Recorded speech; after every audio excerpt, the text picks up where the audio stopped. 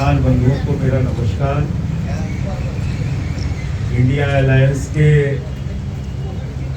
नेतागण, मैं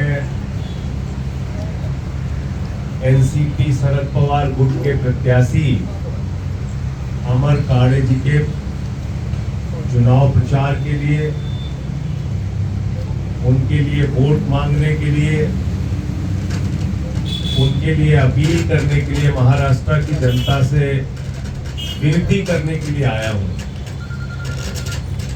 और ये विनती इस बात के लिए करने आया हूं कि 2024 का चुनाव इस देश का अंतिम चुनाव है। इसके बाद मोदी जी की सरकार और भारतीय जनता पार्टी भारत के संविधान को बदलेगी, आरक्षण की व्यवस्था को खत्म करेगी, वोट की ताकत को खत्म करेगी और फिर किसान की एमएसपी का सवाल नहीं होगा, रोजगार का सवाल नहीं होगा। आइए रंगा जी आइए। रोजगार का सवाल नहीं होगा। देवेंद्र भाई आप पीछे दे दो। तो इसलिए हम लोग देश के अलग अलग हिस्सों में जा रहे हैं। कल रांची में बहुत बड़ी महारैली हुई,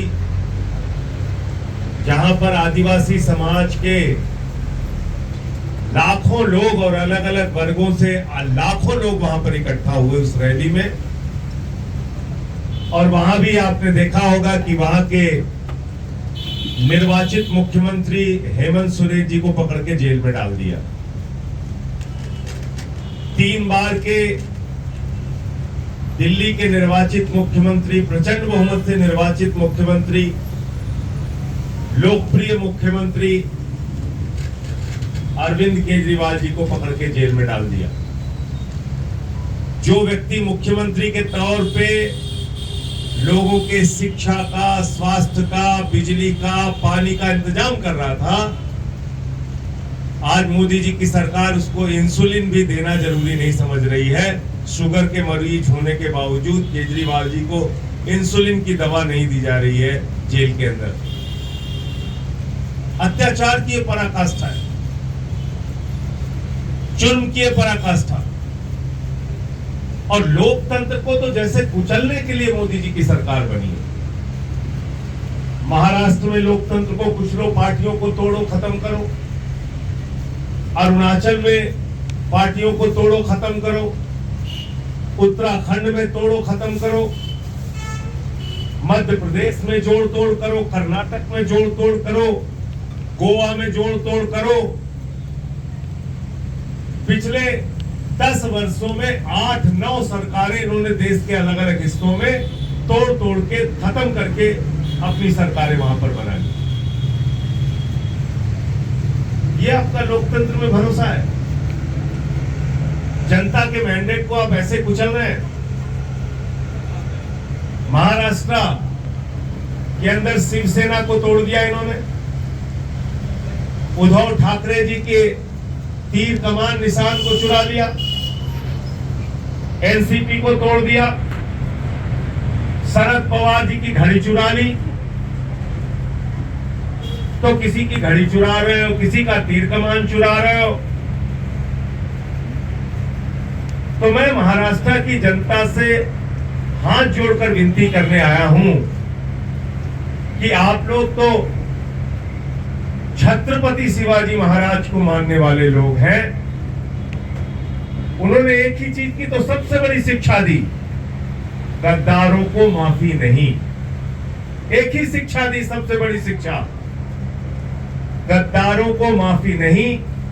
आतताइयों से, जुल्म करने वालों से जमकर सामना और उनका अंत करना। तो मैं महाराष्ट्र की जनता से अपील करना चाहता हूं, गद्दारों को माफ मत कीजिएगा। पहले चरण के चुनाव के बाद भारत के प्रधानमंत्री जिस तरह से बौखलाए हुए हैं, ये बहुत साफ हो गया है कि बीजेपी की सरकार विदा होने वाली है। फर्जी नारे देते हैं भाजपा वाले, कहते हैं 400 पार। मैंने कहा भाई 600 पार भी कह देते। आपका क्या है, आप तो कुछ भी बोल सकते हैं। आप कह देते हैं अखंड भारत से हमारी 600 सीट आएगी, कुछ पाकिस्तान से आएगी, कुछ बांग्लादेश से आएगी, कुछ श्रीलंका से आएगी, कुछ अफगानिस्तान से आएगी, कुछ भी बोल देते हैं आप। 400 पार। इनके नारों के चक्कर में मत फंसिएगा। क्या बोला था इन्होंने बंगाल के अंदर? 200 पार, 200 पार, 200 पार। आई 77 सीट। दिल्ली में बोले 45 पार, 45 पार, 45 पार। आई 8 सीट। हरियाणा में बोले 75 पार, 75 पार, 75 पार। आई 40 सीट। झारखंड में बोले 65 पार, 65 पार, 65 पार। आई 23 सीट। मिजोरम में गए बोले 21 पार, 21 पार, 21 पार। आई 1 सीट। 14 चुनाव में 10 साल के अंदर। अभी क्या हुआ? अभी कर्नाटक में बोले 130 पार, 130 पार। वहां भी मेरे ख्याल से 60-65 सीटें आई। महाराष्ट्र में क्या बोले थे? 150 पार, 150 पार, 105 सीट आई है। तो इनके फर्जी नारों के चक्कर में कृपा करके मत फंसिएगा। इनकी पार्टी, मैं तो कहता हूं नरेंद्र मोदी जी की कोई गारंटी हो या ना हो, झूठ बोलने की पक्की गारंटी है। मोदी जी की एक ही गारंटी है, ताली मत दो, एक प्रेस कॉन्फ्रेंस है सर। मोदी जी की एक ही गारंटी है, झूठ बोलने की गारंटी। 2 करोड़ रोजगार हर साल देंगे, झूठ बोला। किसानों के फसल का दाम दोगुना करेंगे, झूठ बोला। महंगाई देश के अंदर कम करेंगे, झूठ बोला। रुपए को मजबूत करेंगे, झूठ बोला। काला धन लाएंगे, 15 लाख देंगे, झूठ बोला। कपास के जो किसान हैं यहाँ पे, उनकी क्या हालत है आप देख सकते हैं। उनको उनके फसल का आधा दाम भी नहीं मिल रहा है पूरे इस क्षेत्र में। तो आज जो मोदी जी की गारंटी है वो एक ही बात की गारंटी है, झूठ बोलने की गारंटी। इसीलिए मैं इनको भारतीय झूठा पार्टी कहता हूं। झूठ बोलने में महारत इनको हासिल है। और क्या है इनके पास? जांच एजेंसियों का दुरुपयोग करो, फर्जी मामले बनाओ। अनिल देशमुख जी नेता है एनसीपी के, शरद पवार गुट के। आपको मालूम है 14 महीने उनको जेल में रखा, मुझे 6 महीने जेल में रखा। 171 बार अनिल देशमुख के घर पे छापेमारी की गई, 171 बार। उनके 6 साल के घर में जो बच्ची थी, उनकी पौत्री थी, उनकी पौत्री से ईडी की अधिकारी कहती है, बेटा ये फोटो देखो, ये अंकल आए थे घर पे, आप ये कर रहे हैं। आप इस तरह से छोटे छोटे बच्चों को प्रताड़ित कर रहे हैं। ये हो रहा है यहाँ पे। ईडी का इस कदर दुरुपयोग हो रहा है। तमिलनाडु में एक किसान के खाते में 400 रुपए थे, उसके यहाँ ईडी पहुंच जाती है। झूठ नहीं बोल रहा हूं, आप पता कर लीजिएगा।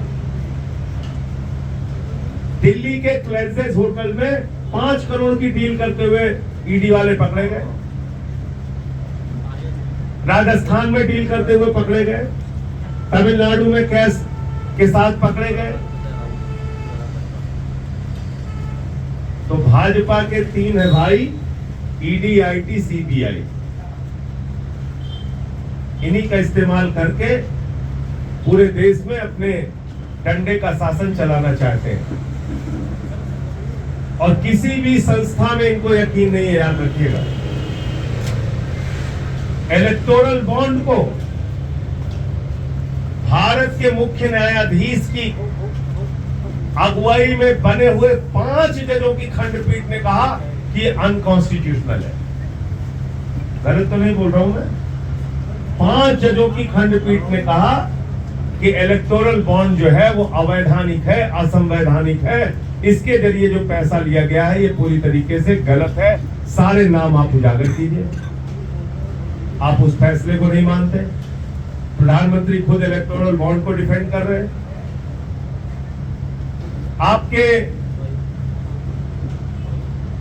सुप्रीम कोर्ट ने एक फैसला दिया कि साथ चुनाव आयोग की नियुक्ति में मुख्य न्यायाधीश भी रहेंगे। उस फैसले को आपने बदल दिया। 5 जजों की खंडपीठ ने फैसला दिया कि दिल्ली सरकार के पास अधिकार रहेंगे सर्विसेज के। उस फैसले को आपने बदल दिया। आज सर्वोच्च न्यायालय को भी नहीं मानते, लोकतंत्र को नहीं मानते, कॉन्स्टिट्यूशन को नहीं मानते। तो मैं महाराष्ट्र की जनता से अपील करने आया हूं, ये अंतिम चुनाव है। भारत का संविधान बदलेंगे। बाबा साहब डॉक्टर भीमराव अंबेडकर जी के द्वारा लिखा गया संविधान बदलेंगे और देश में वोट का अधिकार और आरक्षण का अधिकार ये लोग खत्म करेंगे। मैं ये पूरी जिम्मेदारी से बात कह रहा हूं। भागवत जी भी कह चुके हैं आरक्षण खत्म करना है, मोहन वैद्य भी कह चुके हैं आरक्षण खत्म करना है, बीजेपी के तमाम नेता कह चुके हैं आरक्षण को खत्म करना है। और इस चुनाव में भाजपाई एक ही प्रचार कर रहे हैं। अनंत हेगड़े पूर्व केंद्रीय मंत्री बोले 400 सीट दे दो, संविधान बदलना है। लल्लू सिंह बीजेपी के अयोध्या से सांसद 400 सीट दे दो, संविधान बदलना है कह रहे हैं। ज्योति मिर्धा राजस्थान से भारतीय जनता पार्टी की सांसद की प्रत्याशी कह रही है 400 सीट दे दो, संविधान बदलना। अभी तो अरुण गोविल ने कह दिया मेरठ में, जो सीधे तौर पे मोदी जी के प्रत्याशी हैं, उन्होंने कह दिया 400 सीट चाहिए इसलिए संविधान बदलना है। तो जब तक हम इंडिया गठबंधन वाले हैं, भारत के संविधान को बदलने की कोई कोशिश करेगा तो उसके खिलाफ सामने आकर पूरी मजबूती से हर स्तर पे जो भी चुनौती होगी उसको स्वीकार करेंगे, लेकिन देश का संविधान बदलने नहीं देंगे। इस क्षेत्र के लोगों से, आप लोगों के माध्यम से मैं अपील करना चाहता हूं, हाथ जोड़कर विनती कर रहा हूं। अमर काड़े जी जो इंडिया गठबंधन के प्रत्याशी हैं, एनसीपी शरद पवार गुट के, उनको वोट कीजिए, उनको जिताइए, उनको संसद में पहुंचाइए, अपने संविधान को, अपने अधिकार को और भारत के लोकतंत्र को बचाइए। इतनी ही बात मुझे कहनी थी। आपका कोई प्रश्न हो तो आप पूछ सकते हैं। बीजेपी पक्ष के जो नेता हैं रामराजे तरस, उनका कहना है कि जो अभी मोदी जी की सभा जो अभी हुआ है उनकी करिश्मा से मैं जीत कर आऊंगा, ऐसा भी उनका मानना है। आप क्या कहते हैं? तो मैडम वो नवनीत राणा का भी बयान आपने सुना होगा। वो तो बीजेपी की कैंडिडेट है, कह रहे हैं मोदी जी की अब कोई हवा नहीं, सारी हवा निकल चुकी है। बीजेपी के कैंडिडेट कह रहे हैं कि अब मोदी जी की कोई हवा नहीं है, उनके नाम पर वोट नहीं पड़ रहा। तो और मैंने जैसा आपको कहा, मोदी जी की झूठ बोलने की जो गारंटी है उसके कारण ये हो रहा है। 2014 के बाद तो उन्होंने एक मोदी वॉशिंग पाउडर निकाल रखा है, जो उनके साथ शामिल हो जाता है वो राजा हरिश्चंद्र हो जाता है। जो जितना बड़ा भ्रष्टाचारी वो उतना बड़ा पदाधिकारी। दूसरों को भ्रष्टाचार पे पकड़ रहे हैं। आपके संजय सिंह जी, आपके भी सहकारी बोल रहे हैं कि जो ईवीएम सिस्टम है, ये ईवीएम सिस्टम को तोड़ तोड़ के फिर से सत्ता में आने के चांसेस है। तो एक मिनट, अगर ऐसा वो कहते हैं आपके सहकारी तो देश में अराजक फैलेगा। आपका ये सिस्टम में इम्पार्शियल है करके विश्वास है या नहीं?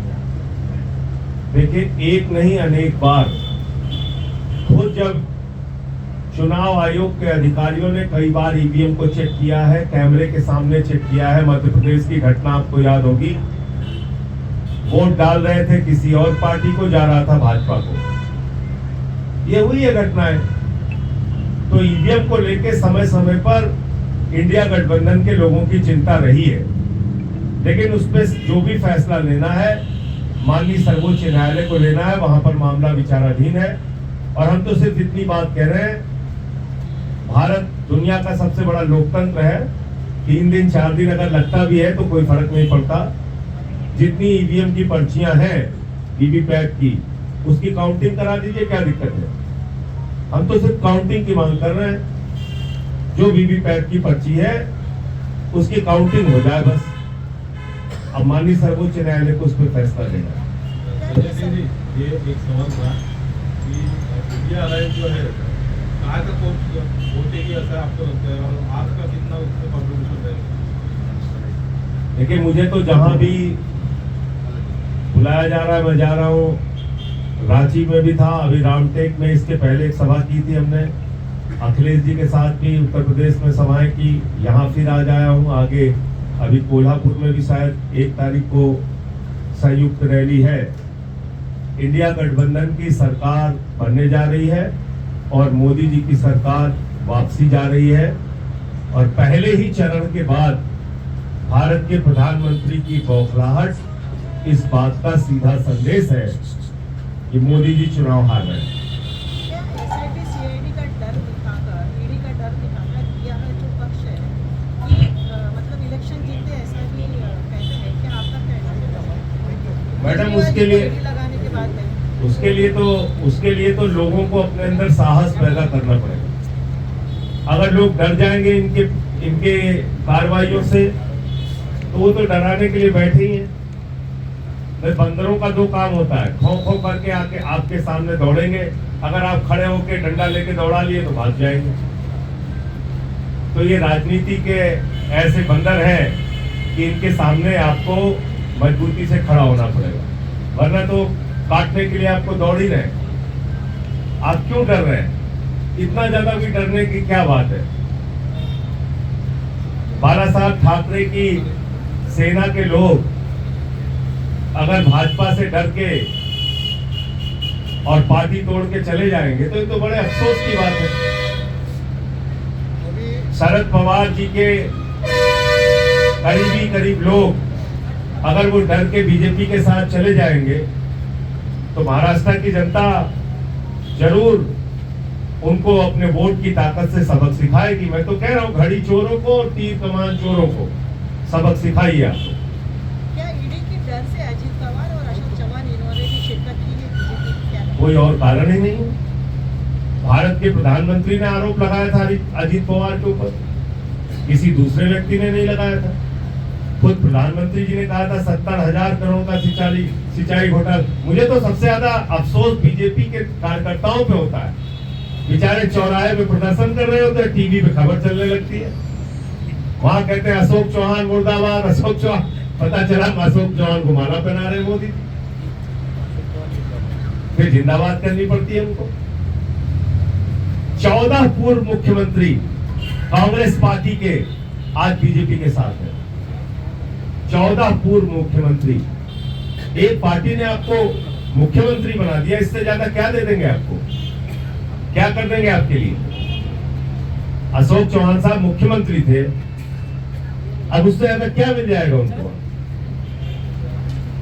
आप कह रहे हैं कि संविधान बदलने वाले। Thank you. अभी गडकरी साहब आगे गए और जीसीएमसी यहाँ पे उन्होंने कहा कि इंडिया अलायंस की तरफ से संविधान बदलने वाले हैं, करके झूठ फैलाया जा रहा है।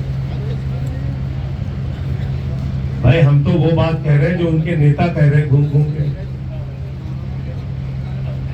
उनके नेतागण कह रहे हैं कि 400 सीटें दे दो, संविधान बदलना है। आप उनके स्टेटमेंट देख लीजिए, वीडियो देख लीजिए, पड़े हुए हैं। मैं अपनी ओर से तो कह नहीं रहा हूं। अयोध्या के कैंडिडेट, अयोध्या के सांसद कह रहे हैं, ज्योति मिर्धा कह रहे हैं, अरुण गोविल कह रहे हैं, उनके लोग ही कह रहे हैं। धन्यवाद।